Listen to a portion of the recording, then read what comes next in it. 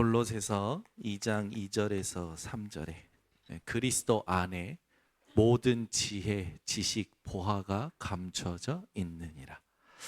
여러분들이 진짜 복음을 깨달은 자라면 그리스도 안에 모든 것이 있음을 고백하는 자들일 것입니다. 우리 인생에 이 그리스도의 비밀을 모르기 때문에 피곤하고요, 갈등이 생기고요, 시험 들고요, 상처에 사로잡힙니다.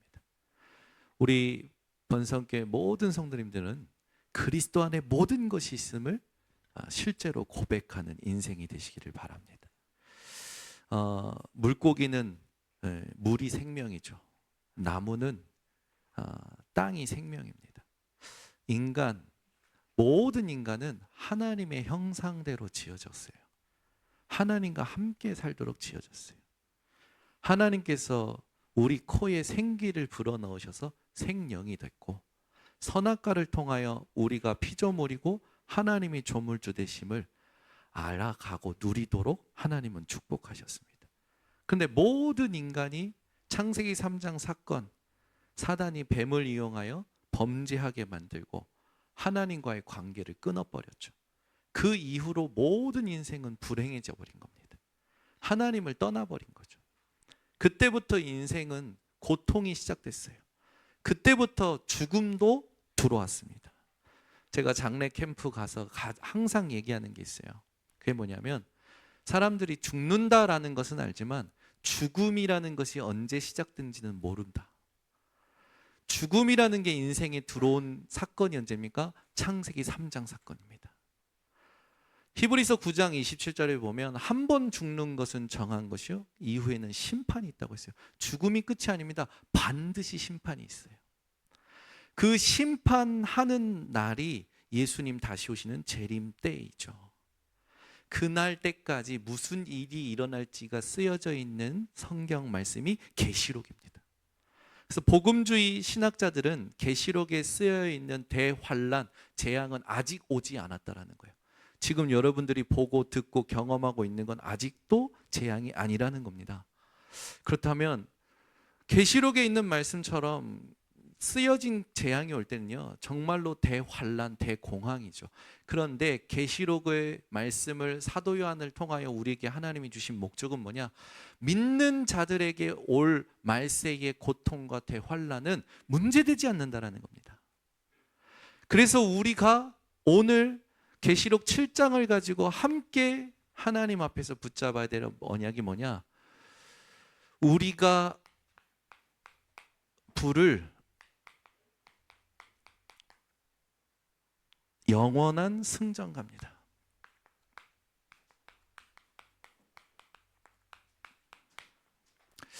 이번 주에 제가 너무 좋아하는 축구 선수가 드디어 살아있는 레전드가 되었어요. 누구냐? 손흥민 선수입니다. 손흥민 선수가 유로파 리그 우승을 했거든요. 손흥민 선수가 프리미어리그 토트넘이라는 한 클럽에서 10년 동안 헌신을 했는데요. 얼마나 많은 그 기록을 세웠냐면, 아시아 최초로 프리미어리그에서 그 골든 부츠, 가장 골을 많은, 한 시즌에 가장 골을 많은 상도 받고요. 프리미어 리그에서 한 해 골을 넣은 것 중에 얼마나 많은 선수들이 골을 넣습니까? 그 중에 가장 아름다운 골을 넣은 사람에게 주는 푸스카스 상도 손흥민 선수는 받았었거든요. 손흥민 선수가 세운 업적이 어마어마해요. 근데 단 하나가 없었어요. 그게 뭐였냐? 우승컵이 없었습니다. 근데 이번 주에 유로파 리그 우승을 한 겁니다. 여러분들은 감동이 없겠지만 저는 울었습니다.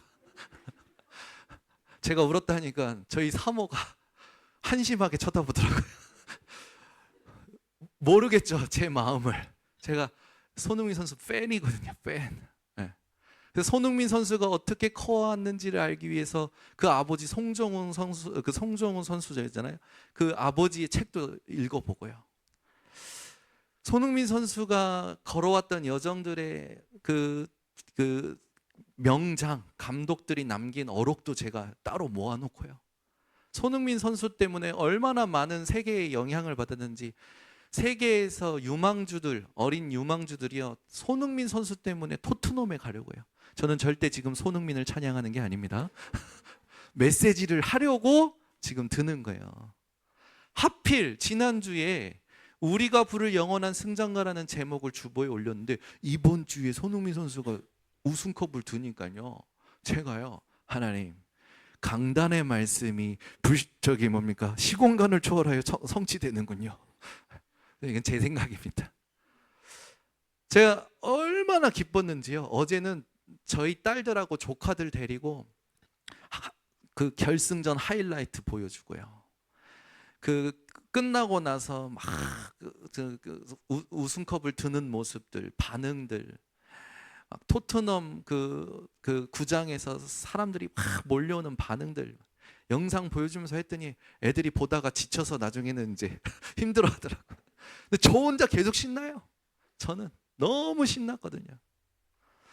여러분, 내가 좋아하는 사람이 좋은 일을 만난 것도 그렇게 기쁜데, 하나님께서 말세 지마를 사는 우리에게 앞으로 올 모든 일들이 문제되지 않는다라고 말씀을 주셨습니다. 여러분들이 이 말씀으로 기뻐할 수 있는 영적 상태가 회복되시는 게 하나님이 원하시는 거예요. 한 주간도 여러 가지 사건 때문에 여러분 심령이 여러분 속에서 마음이 상했을 수도 있습니다. 어떤 갈등과 문제와 위기를 통해서 내 영이 내 속에서 상할 수 있겠죠. 그러나 여러분들이 진짜 하나님을 믿는 사람이라면 문제와 고난과 상황 때문에 마음이 상하는 것이 아니라 말씀이 없는 나 때문에 마음이 상해야 돼요. 시편 119편 20절에 주의 말씀이 없어서 마음이 상했다고 나옵니다.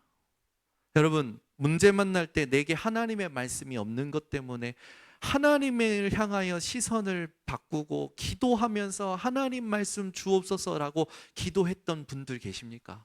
그분들은 아마 잊을 수 없는 응답을 받았을걸요. 저도요, 늘 상황이 오면 그 상황 때문에 마음이 상했지, 그 상황 속에서 내게 말씀 없는 것 때문에 마음이 상했던 적이 드물어요. 하나님은 그걸 바꾸시더라고. 상황 때문에 마음이 상하는 것이 아니라 그 상황이 올 때 내게 하나님의 말씀이 기억나지 않고 없는 것 때문에 마음이 상할 수 있도록 나를 바꿔가시는 거예요. 신앙생활이 뭡니까? 어떤 상황도 하나님 뜻대로 되어지는 겁니다. 아멘. 그죠? 이제 한 주 후면 대선입니다. 누구 찍으실 겁니까? 어제 제 동생이 물어보더라고요. 형은 누구 찍을 거야? 이재명은 아니지? 자기는 이준석을 찍어야겠는데 이준석은 될 일이 안 될 것 같아서 아무래도 김문수를 찍어야 될 것 같다.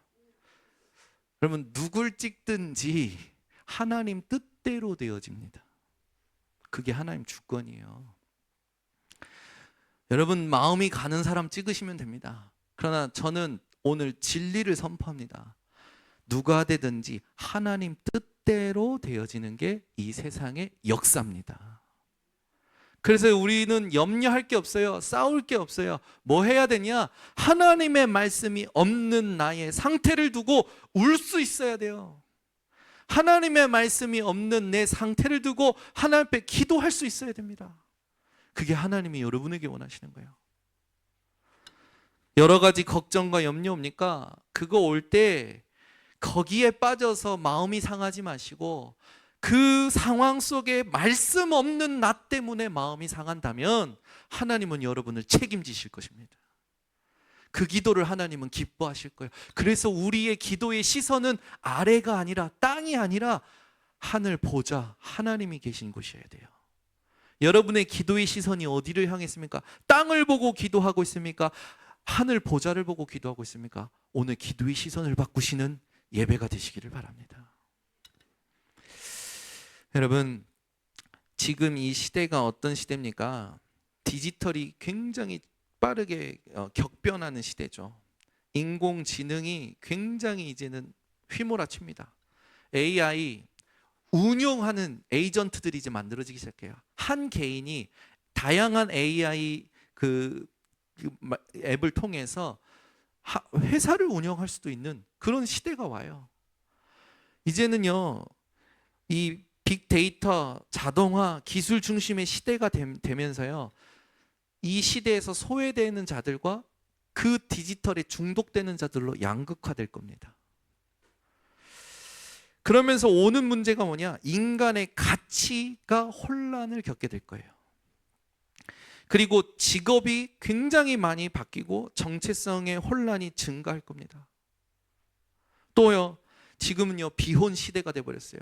우리 교회 청년들은 빨리 결혼하시기를 예수 그리스도로 축원해야 합니다. 저보다 많이 낳으시기를 축원합니다. 셋 이상 낳아야 돼요. 저기 천안에 있는 교회 목사님은요, 우리 교회에서 셋 이상 안 낳는 사람은 불임이라고 생각한대요.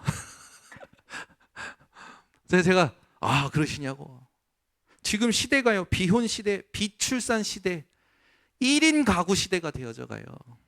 그 말은 뭡니까? 세대가 단절된다라는 거죠. 공동체 의식이 약화되어진다라는 거예요.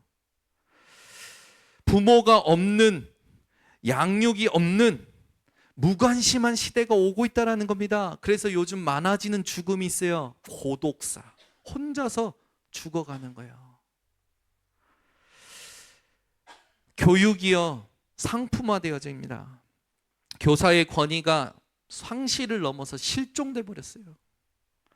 기독교의 영향력은 급격히 줄어들어서 이제는 가나안 성도들이 많아졌어요. 가나안의 언약을 붙잡는 성도가 아니라 가나안을 거꾸로 하면 뭡니까? 안 나가 성도들이 많아졌어. 팬데믹 이후로 단절, 외로운, 고립이요, 지금 굉장히 사회에 이제 팽배해져 있죠. 이때 하나님이 왜 우리 교회 강단의 계시록의 말씀을 통하여 여러분들에게 하나님의 음성을 전달하실까요? 속지 말라는 겁니다. 여러분들은 오늘 세 가지를 붙잡고 우리가 부를 영원한 승전가를 누리는 우리 성도님들이 되시기 바랍니다. 그래서 지금 문제를 얘기하자면 사회적으로는 어떤 문제가 오냐? 공동체가 상실돼요.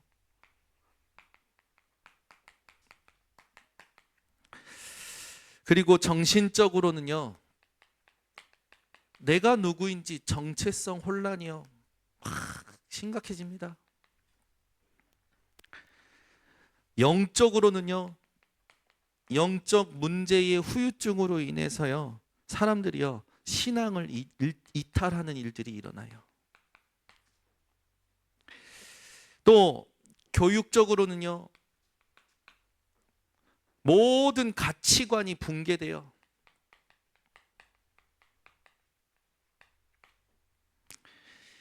또 정서적으로는요, 공감 능력이 떨어져요. 윤리적으로는요,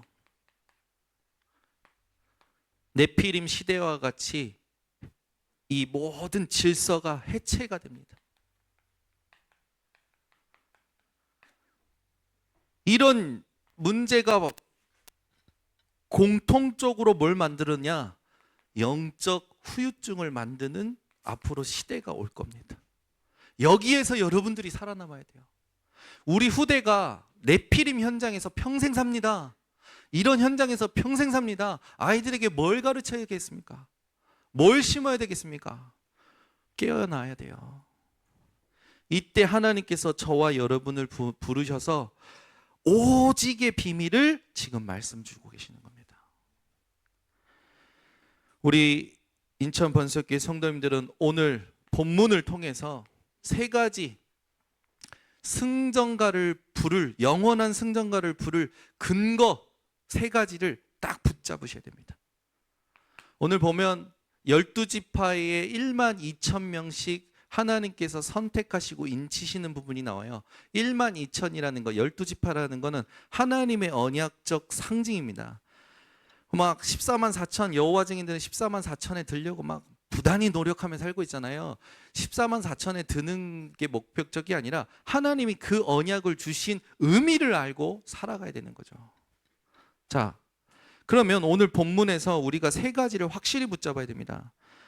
하나님의 인치심을 우리는 감사하고 찬양해야 될 근거입니다. 하나님이 인쳤다라는 건 뭡니까? 우리는 하나님의 소유라는 거예요. 그래서 하나님이 책임지시고 보호하신다라는 겁니다. 여러분, 예수가 그리스도라는 걸 깨달았다면 성령의 인치심을 받은 자들입니다. 그래서 우리는 표시는 안 나지만 우리의 영은 하나님의 것이 된 거예요. 이걸 누린 자들의 고백이 다니엘서 3장에 나오죠. 다니엘서 3장 8절에서 24절에 보면 이스라엘이 바벨론에 포로되었을 때 느부갓네살 왕은 그 왕이 만든 그 제도 아래에서 순종하지 않았던 사드락 메삭 아벳느고가 나옵니다. 그 사드락 메삭 아벳느고가 왕이 만든 법, 우상 숭배하는 법, 왕을 또 우상으로 섬기는 그 법에 절하지 않으니까 이제 죽을 위기에 놓인 거예요. 느부갓네살이 뭐라고 하느냐? 지금이라도 절한다면 내가 너희를 용서하겠다. 근데 그 사드락 메삭 아벳느고가 뭐라냐? 그런 말에는 대답할 필요도 없나이다 라고 얘기해요. 이게 믿음이에요. 그리고 우리는 하나님께 속한 자들입니다. 하나님을 섬기는 자들입니다. 하나님께서 우리를 풀물불 가운데서 능히 건져내실 것입니다. 그리 아니하실지라도. 여러분, 하나님이 인치셨다라는 걸 믿었 사람들의 고백이 여러분들의 고백 되셔야 돼요. 그 오늘부터 여러분들은 하나님이 인치셨다라는 걸 어떻게 붙잡아야 되느냐? 나는 하나님의 것이다. 아멘. 내 업도, 내 가정도, 내 집도, 내 모든 것이 하나님의 것이다. 고백하는 성도님 되시기 바랍니다. 제가 우리 교회 산업인이신 고은정 지사님 샵에 가서 메시지 할 때 그런 메시지 했어요. 이 샵의 원장은 고은정 지사님이 아니라 하나님이십니다. 우리 고은정 지사님 바로 아멘 하시더라고. 이 샵의 하나님이 원장된 이 샵의 직원이 고은정 지사님이다 하니까 고은정 지사님이 아멘 하시더라고. 여러분, 우리의 모든 것이 하나님의 것입니다. 심지어 호흡마저도 하나님의 것이에요. 여러분이 이 고백을 진짜 한다면 하나님이 여러분을 책임지시고 보호하십니다. 그리고 그 말은 뭡니까? 하나님이 소유요, 하나님이 책임지시고 보호하신다는 건 그 누구도 나를 해할 수 없는 거예요. 아멘. 누가복음 10장 19절에도 나오잖아요. 내가 너희에게 뱀과 정갈을 밟으며 원수의 모든 능력을 제어할 권세를 주었노니 너희를 해칠 자가 결코 없으리라. 아멘. 누구도 여러분을 해할 수 없어요. 그러니 속지 마세요. 세상 살면서 손해가 올 때 속지 마시라니까요. 하나님이 여러분을 책임지십니다. 여러분들이 정확한 믿음 가지고 하나님이 원하시는 기도 제목을 찾는다면 영원하고 준비된 응답이 올 거예요. 그 응답은 우리가 계산할 수가 없어요. 아멘. 그 여러분들이 복의 근원이라니까요.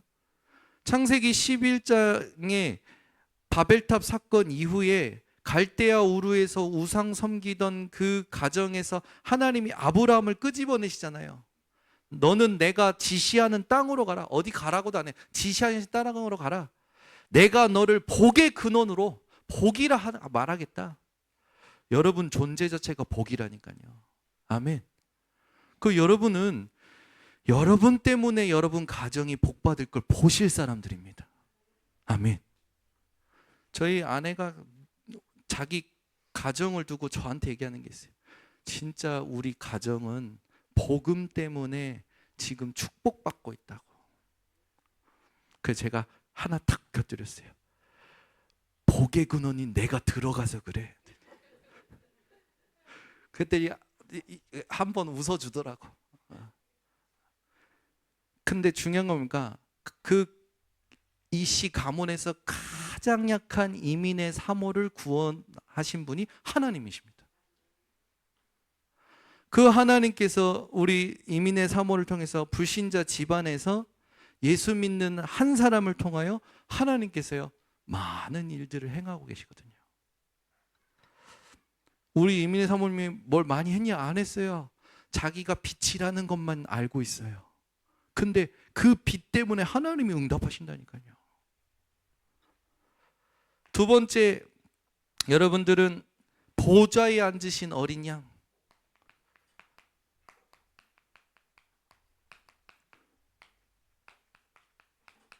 이 분이 누구십니까? 예수 그리스도시죠. 계시록 7장 10절에 나오잖아요. 이 보좌에 앉으신 어린 양으로 인하여 우리에게 구원이 임하였다라고 찬양하고 있어요. 보좌에 앉으신 어린 양이라는 말은 뭡니까? 모든 걸 통치하고 계신다라는 겁니다. 하나님은 계획을 가지고 이루고 계셔요. 여러분 다시 말씀드립니다. 무슨 일이 일어나도 하나님 계획대로 됩니다. 하나님의 말씀대로 됩니다. 여기에 여러분들이 결론을 내셔야 돼요.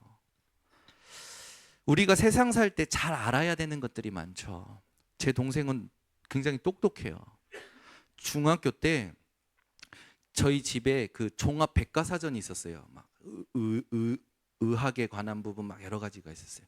근데 어느 날 자기가 몸이 안 좋으니까 그 한자가 쓰여 있는 그 백과사전을 찾아서 지가 분석을 하더니 아 이거 맹장이네. 아유 병원 가야겠다. 그래서 학교 가서 아버지한테 전화한 거야. 아버지 나 맹장이니까 이따가 돈 들고 병원으로 와. 그래서 저희 아버지가 쓸데없는 소리 하지 말고 빨리 학교 갔다 오라고. 동생은 순천향대병학교는 지가 간 거예요. 그 병원 의사를 딱 만나서 진단을 받고 나서 다시 전화해서 아빠 맹장 맞대잖아. 얼마나 똑똑합니까? 얼마나 똑똑해 제 동생. 그러니까 이제 불안이 심한 우리 엄마는 이제 이거 어떡하냐 막. 근데 맹장만 문제가 아니라 장이 꼬여버린 거라. 그래가지고 수술이 더 큰 수술이 해야 될 판인 거예요. 저희 어머니가 그 소식을 듣고 기도하신 거예요. 하나님 앞에. 하나님 수술하면 수술비도 들어가고 애 수술하면 그 수술 후유증도 있고 애한테도 안 좋고 하나님 이거 하나님 하실 수 있잖아요. 하나님께서 행하시면 수술비를 하나님께 헌금하겠습니다 라고 우리 어머님이 하나님과 1대1로 서원하신 거예요. 그 다음날 아침이 됐어요. 그 의사 선생님이 자 수술하기 전에 한 번 더 CT 촬영합시다 한 거예요. 촬영하고 났는데 의사 선생님이 딱 CT 보자마자 풀렸네. 장이 풀려버린 거예요. 수술 안 해도 되는 거예요. 이게 여러분 사람의 머리로 이해가 됩니까? 되냐고 이게. 똑똑한 제 동생도 이해가 안 될걸요. 그래서 맹장만 뗐어요. 그리고 그 수술비를 어머님이 그대로 헌금하셨어요. 하나님은요 지금도 살아 역사하고 계십니다. 구약에 쓰여져 있는 그 메시아가 죽은 메시아가 아닙니다. 신약에 말씀하고 있는 오신 예수가 그냥 예수가 아니라 지금도 믿는 자에게 역사하시고 계십니다.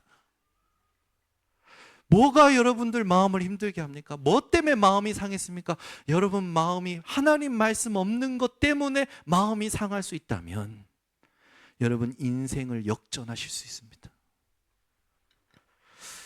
여러분 오늘부터 인생 역전의 명수가 되시기 바랍니다. 통치하신다라는 건 계획을 가지고 완성시킨다라는 거예요. 여러분 사람에게 쓸 수 있는 단어가 아닙니다. 완성이라는 단어는 사람에게 쓰는 게 아닙니다. 하나님만 쓰실 수 있는 단어가 완성입니다. 누가 이 응답을 받았습니까? 요셉이요. 요셉은요 어떤 응답을 받았습니까? 형들이 자기를 팔았어요. 노예로 팔려갔어요. 보디발 집에서 열심히 일했는데 누명 쓰고 감옥 갔습니다. 어느 날 하나님의 은혜로 총리가 됐어요. 그 총리가 된 요셉 앞에 형들이 알아보지 못하고 무릎 꿇고 절하고 있네. 요셉이 꿈꿨던 대로 된 거죠. 요셉은 언약의 꿈을 가지고 총리의 자리까지 하나님의 방법으로 왔습니다. 열심히 공부해서 자격증을 따가지고 사람들이 생각하는 인맥으로 총리가 된 게 아니라 하나님의 방법으로 총리의 자리에 섰어요. 그때 요셉이 형들에게 뭐라고 하냐? 니들이 나를 팔았지. 내가 얼마나 고생했는 줄 알아. 갚아줄 거야. 그런 게 아니라 형님들이여 나를 팔았다고 해서 한탄하지 마소서, 근심하지 마소서. 하나님이 많은 생명을 구원하시려고 나를 형님들보다 먼저 보내셨나이다. 아버지 야곱이 죽고 나서도 형님들한테 얘기하죠. 형님들은 나를 해하려고 하였으나 하나님은 그것을 선으로 바꾸셨습니다. 어떻게 이런 고백할 수 있습니까? 요셉은 믿었어요. 하나님이 다스리고 계심을. 어떤 상황이 와도 하나님의 뜻대로 되어집니다. 불신앙하지 말고 오늘부터 하나님을 믿으시기를 바랍니다. 그러면 우리에게 삶에 어떻게 적용해야 될까요? 결국 하나님의 뜻대로 된다는 거예요. 이걸 내가 안 믿는 게 문제인 거죠. 더 정확히 말하면 모든 고난은 하나님 계획 안에 있는 겁니다.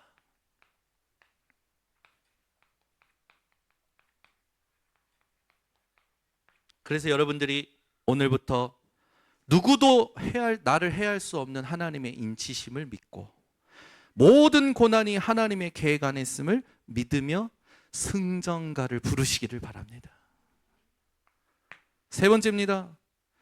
말씀에 있듯이 보좌에 앉으신 이 어린 양께서 우리의 목자가 되셔서 우리를 인도하시죠. 그런데 말씀에 있듯이 생명샘으로 인도하신다는 건 뭡니까? 우리를 생명으로 인도하신다는 거예요. 생명으로.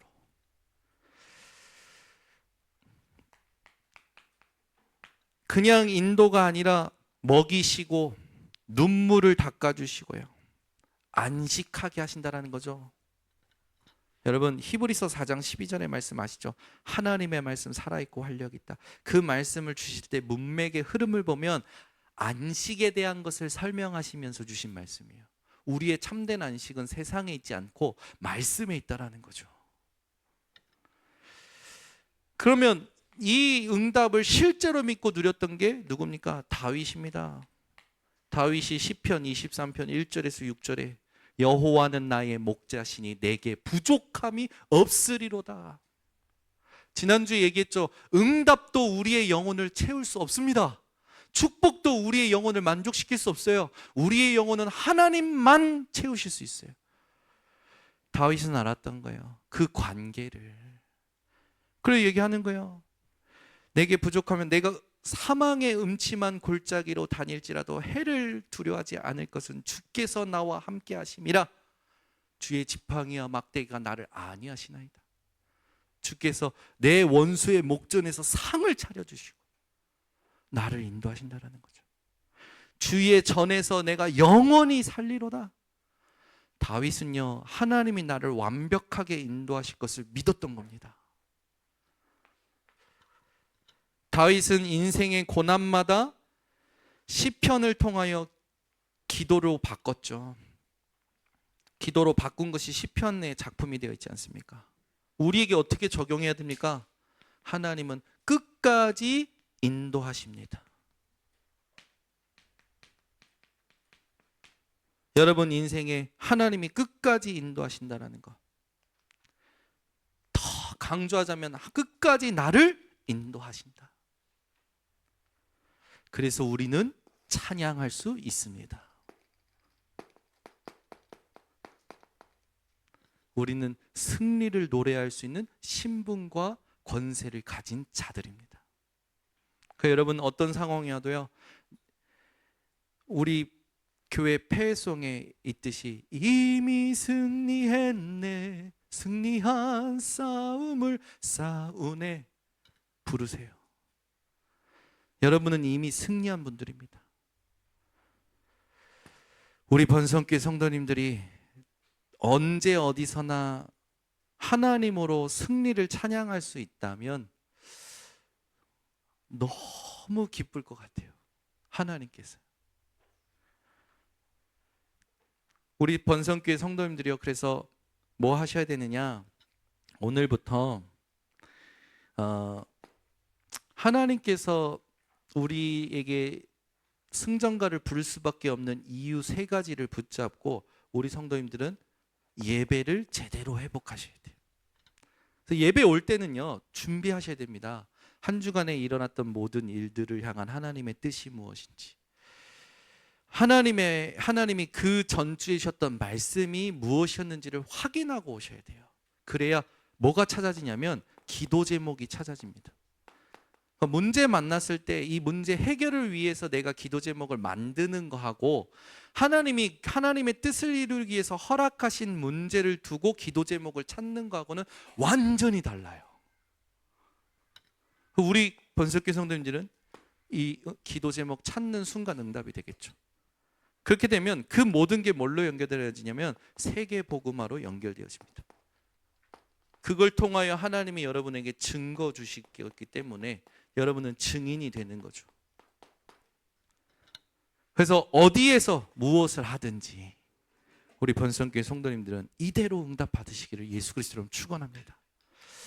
기도하겠습니다. 하나님 감사합니다. 주께서 오늘 그리스도 안에 모든 것이 있음을 고백하는 우리 성도들이 되도록 은혜 허락하여 주시옵소서. 우리가 부를 영원한 승전가가 하나님의 인치심 때문이요, 보좌에 앉으신 어린 양 때문이요, 그분이 우리의 목자 되심 때문임을 알고 오늘부터 찬양이 넘치는 인생 되도록 하나님 축복하여 주시옵소서. 모든 불신앙, 염려, 걱정 다 내려놓고 하나님의 뜻대로 되어지는 것을 볼 수 있는 믿음의 사람들이 되도록 하나님 인도하여 주시옵소서. 예수 그리스도의 이름으로 축복하고 기도드려 나이다. 아멘.